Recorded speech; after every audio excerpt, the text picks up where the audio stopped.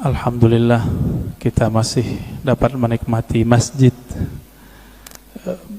Nabi mengatakan, jika engkau melihat ada orang memakmurkan masjid, falyashhad lahu bil iman, maka bersaksilah bahwa dia adalah orang yang beriman.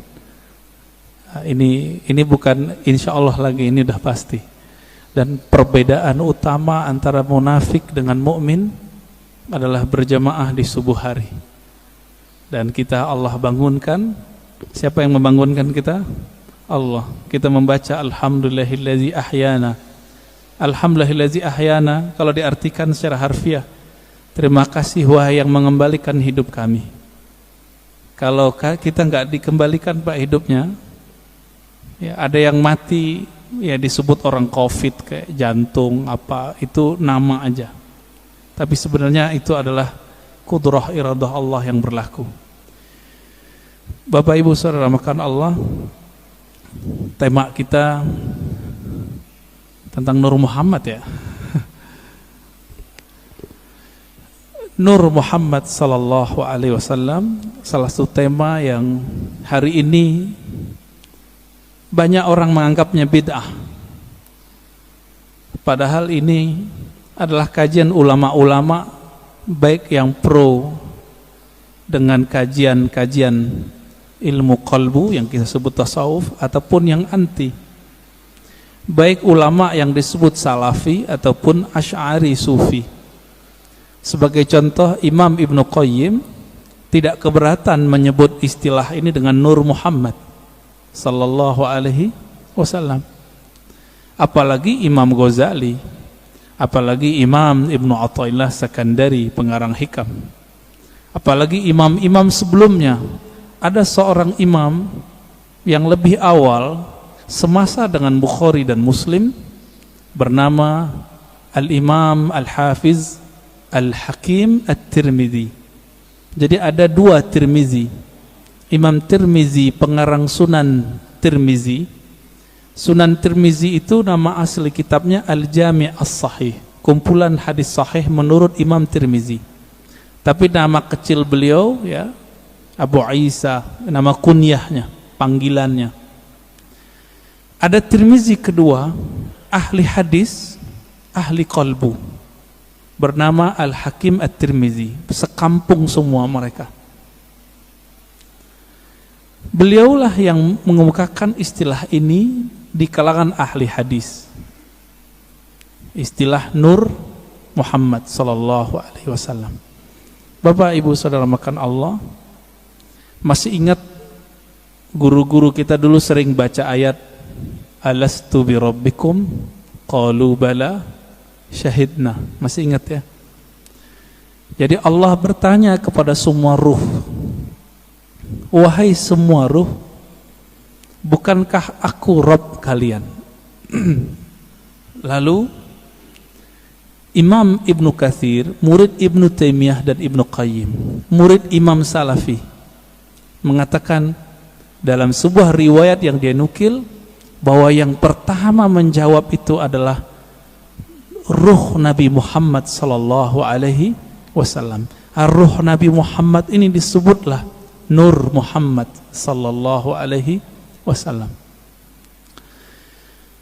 Masih ingat juga ulama kita, mungkin waktu khutbah kemarin Habib Ges membacakan ayatnya, wa ma arsalnaka, tidaklah kami mengutus engkau wahai Muhammad kecuali untuk apa? Rahmatan lil alamin, sebagai rahmat bagi sekalian alam. Bapak Ibu yang dimuliakan Allah, dalam hadis Imam Muslim ayat ini dijelaskan apa makna rahmat, siapakah rahmat itu, berapa jumlah rahmat itu. Ternyata dalam hadis Imam Muslim gamblang sekali, inna lillahi mi'ata rahmatin, Allah mempunyai, menciptakan 100 rahmat. Satu Allah ciptakan untuk dunia, dari awal penciptaan makhluk di dunia sampai nanti kiamat. 99 di akhirat. Inilah makna hadis Nabi. Beliau mengatakan Setiap nabi ada punya doa mustajab. Tetapi aku, kata beliau, khaba'tu, aku menyimpan dan menginvestasikan doaku supaya tidak dikabulkan di sini, tapi dikabulkan nanti di sana, di akhirat. Nabi Muhammad yang disebut rahmat bagi alam semesta, ternyata pancarannya bisa 100. Tadi hadisnya berapa? Sesungguhnya Allah menciptakan rahmat 100 macam rahmat. Jadi dari dulu sebelum Nabi Adam dicipta, langit bumi dibuat, itu baru satu rahmat sampai kiamat. Suatu kali Nabi Adam duduk sendiri kesepian, Pak. Kesepian, ketiduran. Bangun tidur, karena Allah Maha tahu isi hati hambanya, kekasihnya, Allah kirimlah, Allah ciptakanlah dari dirinya sendiri tulang rusuk, terciptalah Sayyidah Hawa. Kita sebut Siti Hawa. Langsung mau dipegang-pegang itu sama Nabi Adam, tapi belum bayar mahar. Karena itu alam surga. Maka di surga yang paling berharga bukan emas,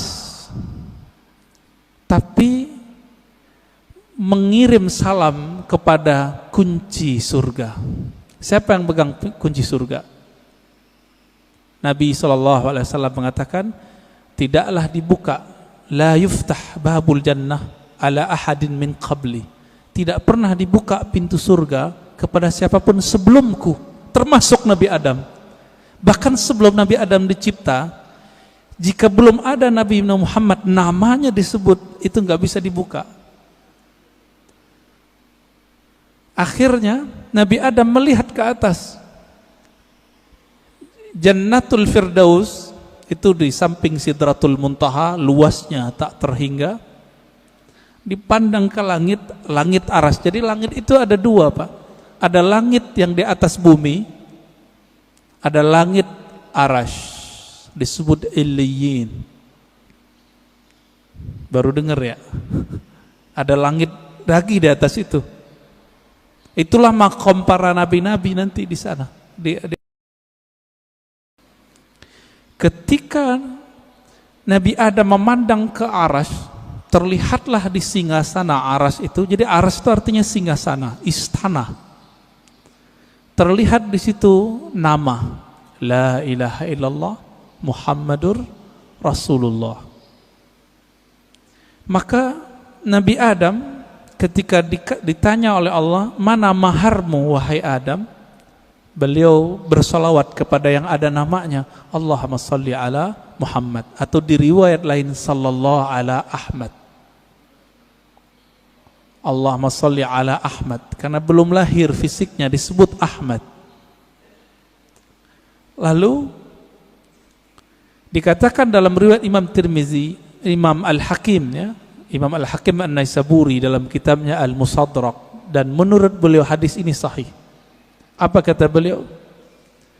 Allah bertanya kepada Nabi Adam, sedangkan Allah tanpa nanya sebenarnya sudah tahu. Ini hanya dialog antara hamba dengan Allah Subhanahu wa ta'ala. Apa kata Allah? Hei Adam, kenapa kamu bisa bersolawat kepada Muhammad? Kamu tahu dari mana Muhammad?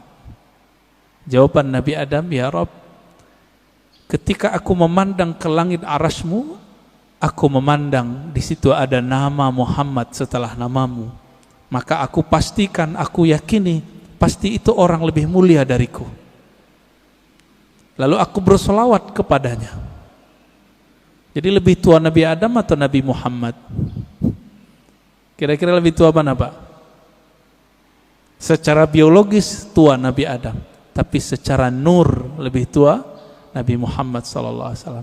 Lalu Allah mengatakan, laula Muhammad ma khalaqtuka ya Adam. Kalau bukan karena Muhammad itu, wahai Adam, aku tidak pernah ciptakan engkau. Inilah makna karena Nabi Muhammad, Nabi Adam dapat rahmat.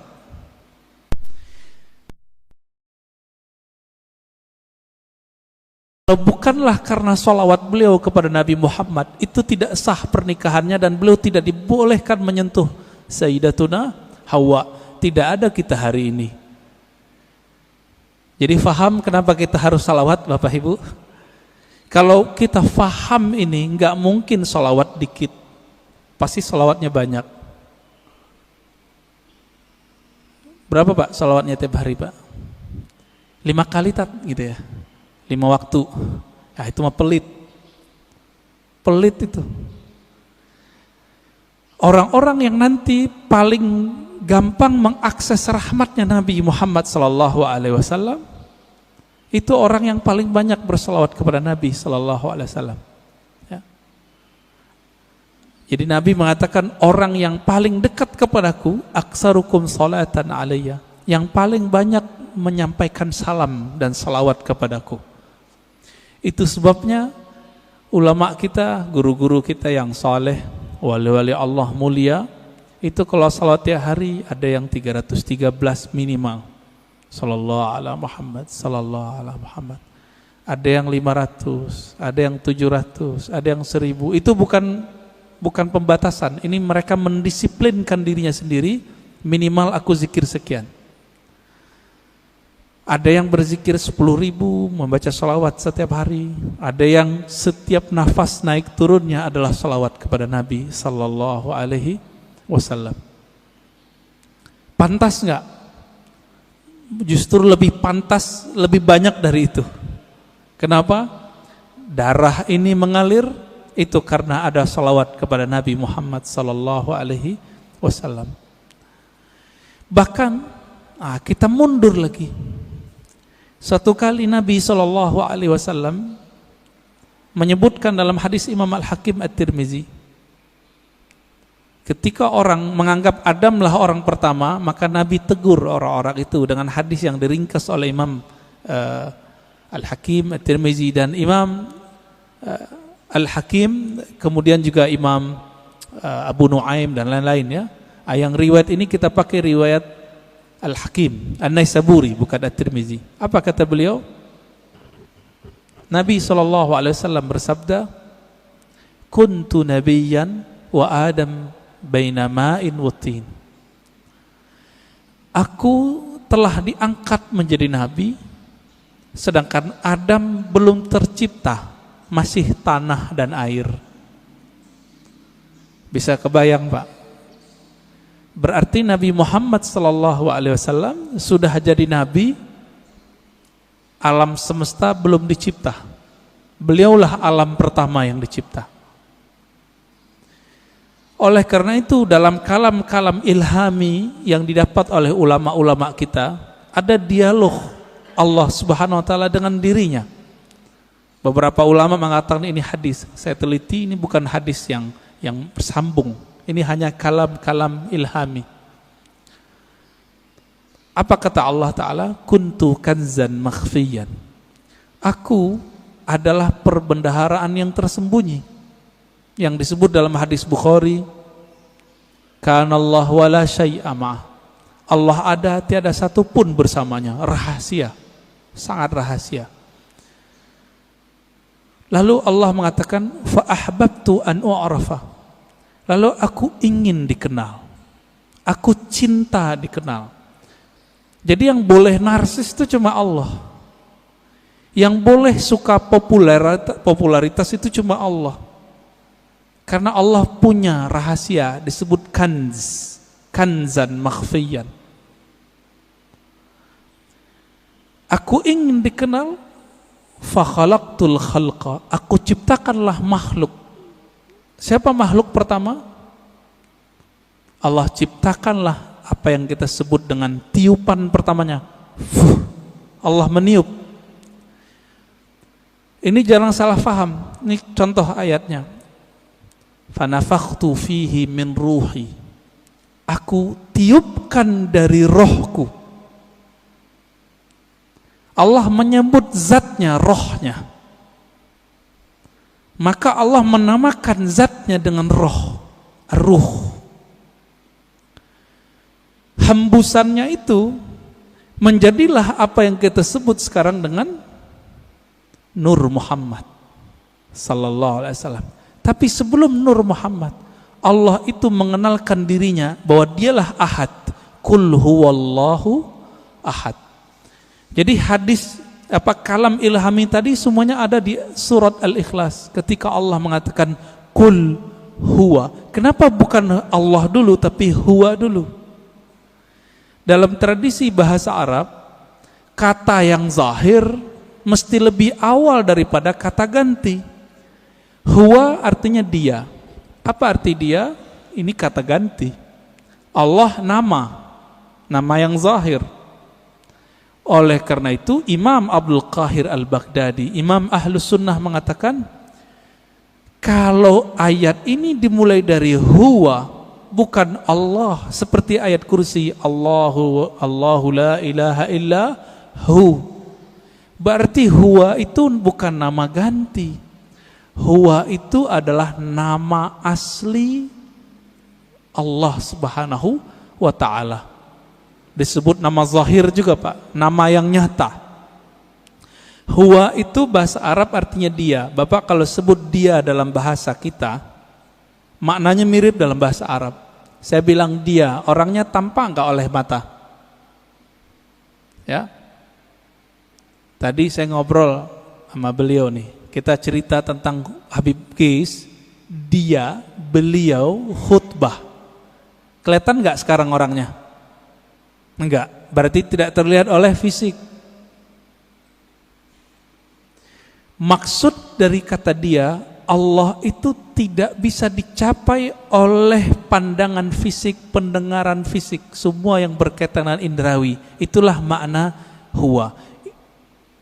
Oleh karena itu ulama kita yang ahli qalbu sepakat huwa nama Allah.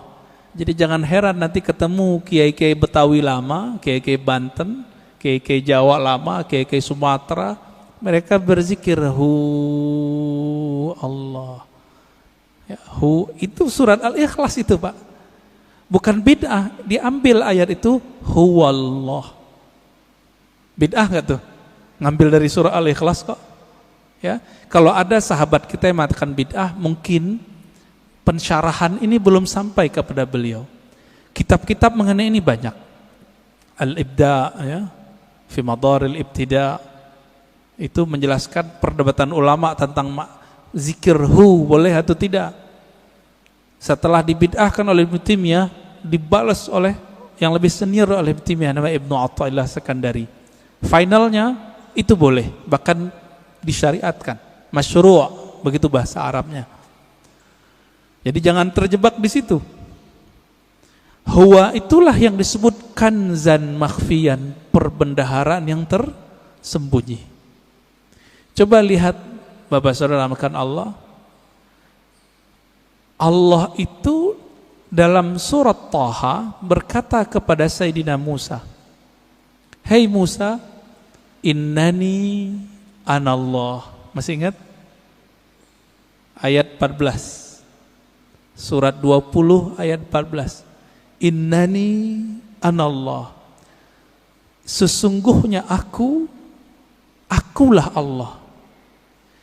Berarti Allah menyebut di sini nama zatnya dengan ana. Sesungguhnya akulah Allah.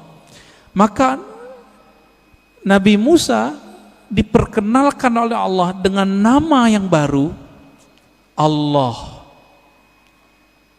Itu sebabnya orang-orang Yahudi memanggil Allah itu dengan panggilan El. Allah itu bahasa Arab Pak. Dalam bahasa Ibrani El.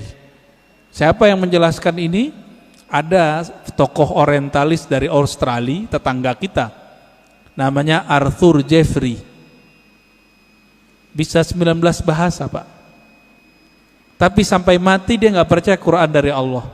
Meneliti Quran, meneliti hadis, tapi gak percaya bahwa Al-Quran dari Allah. Emang hidayah itu gak masuk ke akal, hidayah itu masuk ke qalbu. Jadi kalau Bapak ngaji, diakal-akali, itu dalam pikirannya nolak terus tuh apa yang saya katakan dari awal sampai sekarang. Maka kalau ngaji, Jadikan akal itu tunduk kepada kolbu. Kolbu itu mainnya dengan rasa. Rasa yang dipakai oleh kolbu berbeda dengan rasionalitas yang dipakai oleh akal. Banyak ya. Teman kita nggak pernah merasakan khusyuk, dia bilang mustahil khusyuk. Dia nggak pernah coba, dia bilang nggak ada. Ya, sama kayak orang nggak menikah, nggak tahu nikmatnya malam pertama, dia bilang nggak ada tuh nikmatnya nikah. Mirip-mirip begitulah kira-kira. Bapak Ibu Saudara makan Allah. Jadi ketika disebut huwallah, huwa itu adalah perbendaharaan yang tersembunyi. Lalu Allah mengenalkan dirinya menjadi Allah. Nah, proses dari huwa ke Allah ini panjang.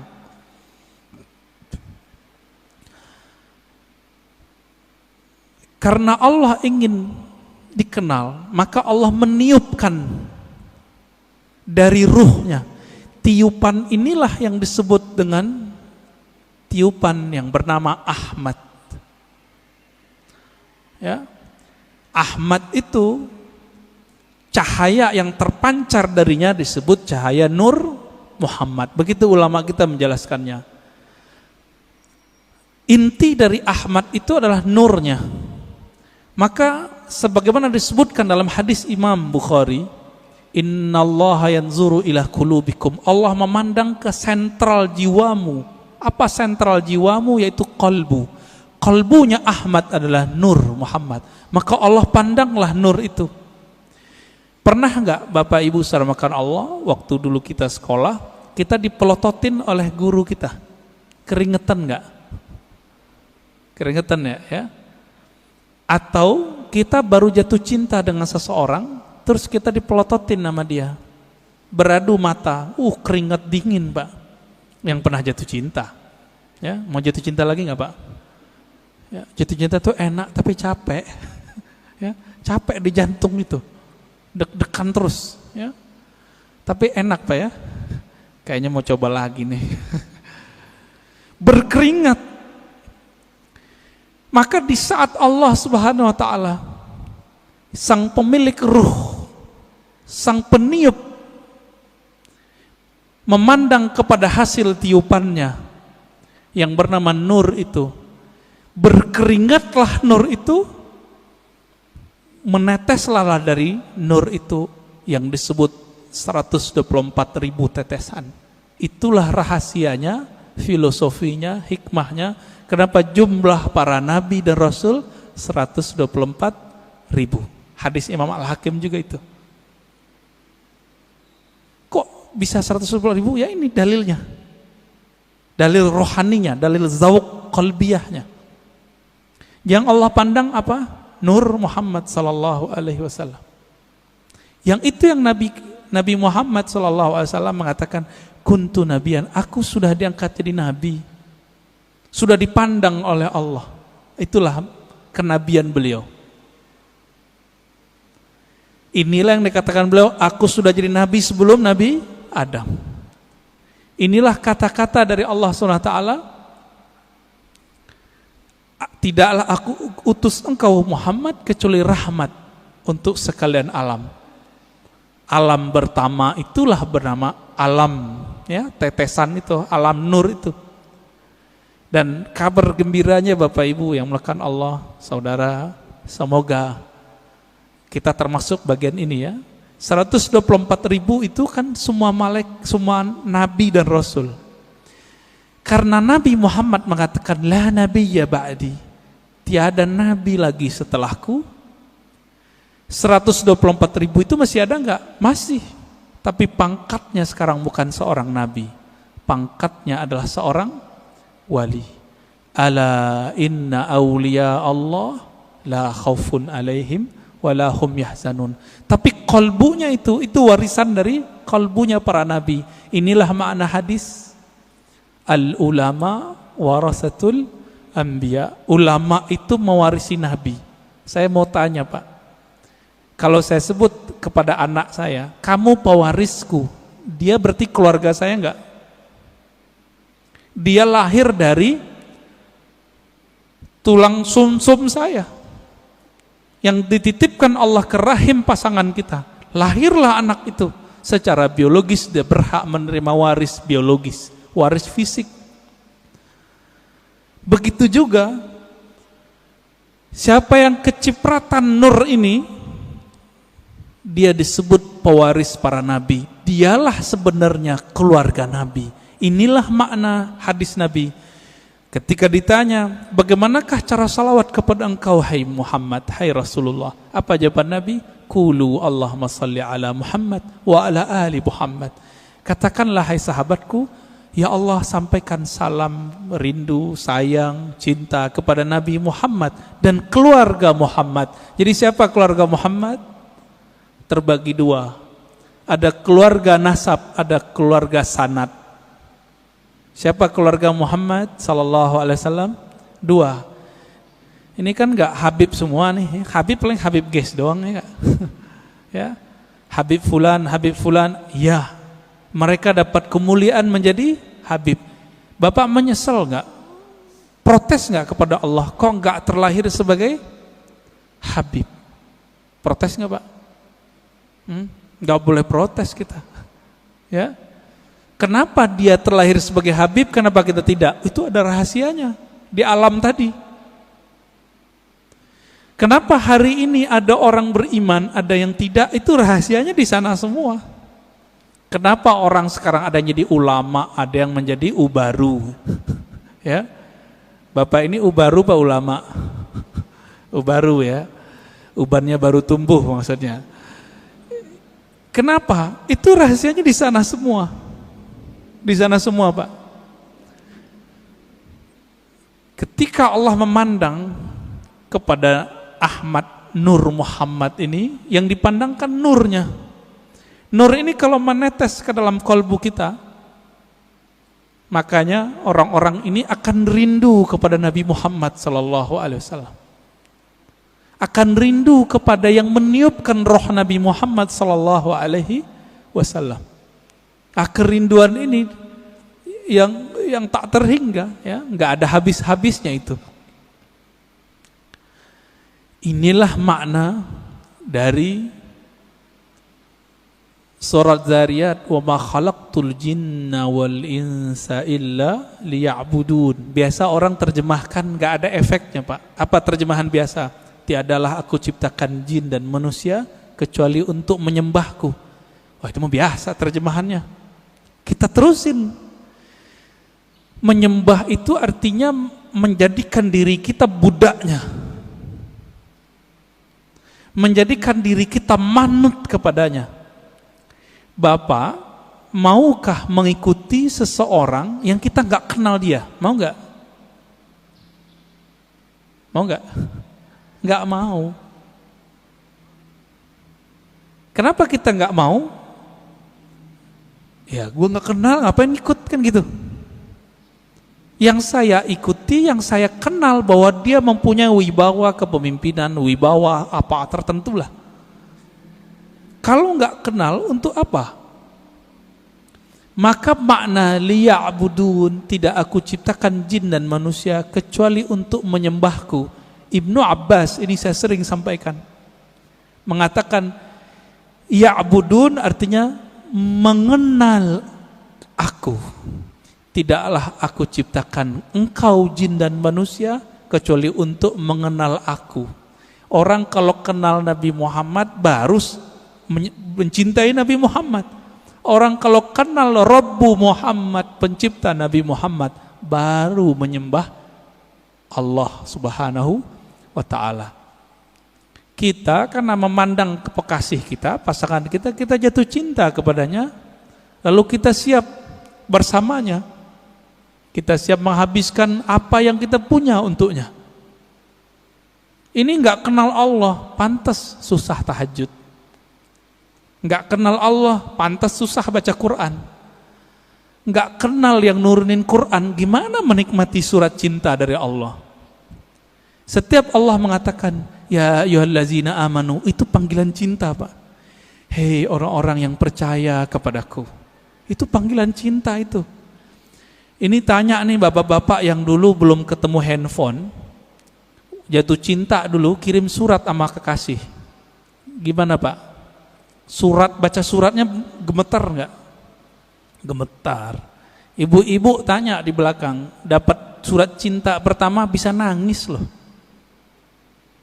Disimpan rapi-rapi di lemari. Kalau supaya nggak ketahuan sama orang tua, disimpan ya di bagian tertentu. Nggak bisa juga, kata Ustadz kita, disimpan di hati, Ustadz. Ya, begitu. Kalau kita bisa menghargai surat cinta dari kekasih fisik, kekasih biologis, sedemikian rupa, kenapa tidak bisa menghargai surat cinta ini melebihi itu? Ini kan aneh. Berarti nggak kenal kepada yang mengirim surat cinta. Karena tidak kenal, apa yang terjadi? Kita meremehkan surat itu. Bapak Ibu Saudara makan Allah, ini baru sekelumit kita cerita tentang Nur Muhammad sallallahu alaihi wasallam. Nah, Bapak itu dapat tuh pancarannya, makanya bisa sholat subuh di sini, mau bangun, dapat kepercik Pak. Cuma kepercik bagian keberapa saya nggak tahu. Itu yang ahli Nabi Muhammad dan pewaris Nabi Muhammad yang paling utuh, yang disebut Al-Imam Al-Mahdi. Hanya beliau berdua lah yang mengerti. Ini nih kita pancaran keberapa ini? Kalau emang ada, kalau enggak zombie Pak. Zombie, Bapak tahu zombie? Nah, ini yang disebut Khawarij di zaman Rasulullah. Dia sholat sama kita tapi ganasnya bukan main. Ya, beda sama dia kafir. Ya, beda dengan amalannya musyrik. Berpakaian agama, tapi Nabi mengatakan Al-Quran yang dia baca tidak tembus sampai ke dadanya. Gak dapat nur deh. Gak dapat nur. Maka dulu guru kita mengatakan orang-orang yang gak dapat nur ini la naura fi wajhi, di wajahnya tidak ada ketenangan. Maka inilah, ini penutup untuk pengantar dari Nur Muhammad sallallahu alaihi wasallam. Nabi berdoa. Dalam hadis Imam Muslim itu dibaca ketika mau berangkat dari masjid, dari rumah ke masjid, atau dibaca saat sujud salat sunat. Allahumma ja'al fi qalbi nura. Ya Allah, tumpahkanlah nurmu ke dalam kalbuku. Wa fi sam'i nura, ke dalam pandanganku. Wa fi pendengaranku, ya, basari, pandanganku. Dagingku, tulangku, darahku. Di depanku, di belakangku, kanan kiriku, atasku, dan bawahku. Artinya kelilingilah kami dengan nur. Amalkan itu Pak, gak usah pakai bahasa Arab. Kalau hafal bahasa Arab, alhamdulillah. Ketika berangkat dari rumah ke masjid, mau pakai motor, mau jalan kaki, lebih afdol kalau masih di komplek ini jalan kaki. Karena setiap langkah itu bumi ngomong. Cuma Bapak kan gak dengar. Kalau Bapak dengar gak jadi berangkat ke masjid, dikira hantu. Apa kata si bumi? Si tanah ini mengatakan ke tanah di sampingnya, saksikan wahai tanah di sampingku, aku sedang diinjak oleh orang punya nur. Dan ini dikatakan dalam banyak hadis Nabi SAW. Aku diinjak oleh orang yang berzikir kepada Allah, yang ingin berangkat ke masjid-masjid Allah Subhanahu wa ta'ala. Beruntunglah rumah yang dijadikan masjid Allah. Beruntunglah tanah-tanah yang diinjak oleh orang-orang yang menjadi hamba Allah. Mari kenal Allah, karena itulah inti pewaris dari Nur Muhammad sallallahu alaihi wasallam. Udah 40 menit, Ustaz.